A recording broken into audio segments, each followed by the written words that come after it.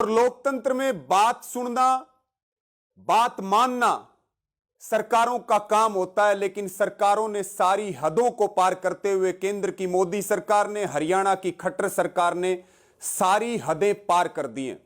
साथियों, कल तमाम मीडिया चैनलों में, आज तमाम अखबारों में फिर एक खबर छपती है। मुख्यमंत्री मनोहर लाल खट्टर जी के बयान छपते हैं कि 20 अक्टूबर तक अगर बॉर्डरों के रास्ते नहीं खोले गए तो फिर हम सुप्रीम कोर्ट के आदेशानुसार रास्ते खुलवाएंगे, सरकार रास्ते खुलवाएगी।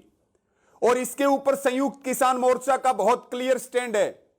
पिछले दिनों जब इन्होंने रास्ते का शिगुफा शुरू किया था, जब इनका हर षड्यंत्र फेल हो रहा है, तो फिर ये रास्ते का शिगुफा शुरू कर देते हैं। और साथियों, उस समय संयुक्त किसान मोर्चा ने बिल्कुल क्लियर कर दिया था कि रास्ते हमने नहीं रोके, और इस बात को पूरा देश जानता है कि रास्ते किसानों ने नहीं रोके। किसान दिल्ली जाने के लिए आया था, और जहां पर किसान को रोका गया, आपने देखा कैसे बड़े बड़े पत्थर, सड़कें पाट दी गई, कीलें बिछा दी गई, और वहीं किसान बैठ गया। और पिछले 10 महीने से वहीं बैठा है, 1 इंच भी आगे नहीं गया।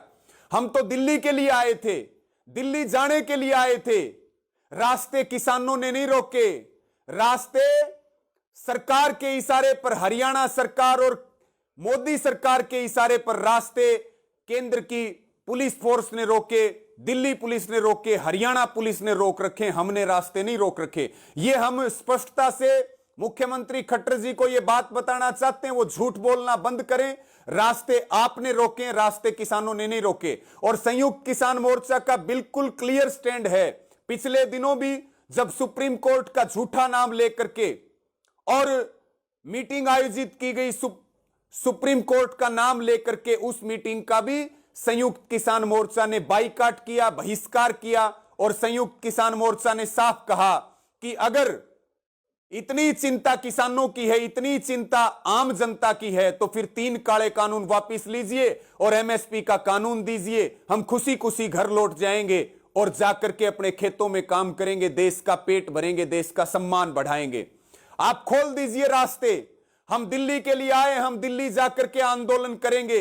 केंद्र की सरकार कानून लेकर के आई है, संविधान हमें अधिकार देता है। यह बात मनोहर लाल खट्टर जी को अच्छी तरह समझ लेनी चाहिए। वो एक संवैधानिक पद पर बैठे हैं, वो एक राज्य के मुख्यमंत्री हैं।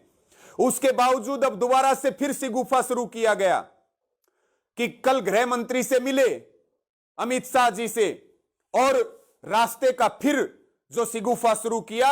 इसमें हमारा बिल्कुल क्लियर स्टैंड है संयुक्त किसान मोर्चा का। रास्ते सरकार ने रुकवा रखे हैं, किसानों ने कोई रास्ते नहीं रोके। और अब भी हम दोबारा से यह बात कहना चाहते हैं, दोबारा से यह बात कहना चाहते हैं कि सरकार झूठ बोलना बंद करे, किसानों को चैलेंज देना बंद करे।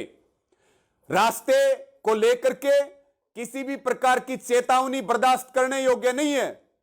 हम सीधे तौर पर शांति प्रिय तरीके से आंदोलन चला रहे हैं, और सुप्रीम कोर्ट का झूठा नाम लेकर के, सुप्रीम कोर्ट में संयुक्त किसान मोर्चा कोई पार्टी नहीं है।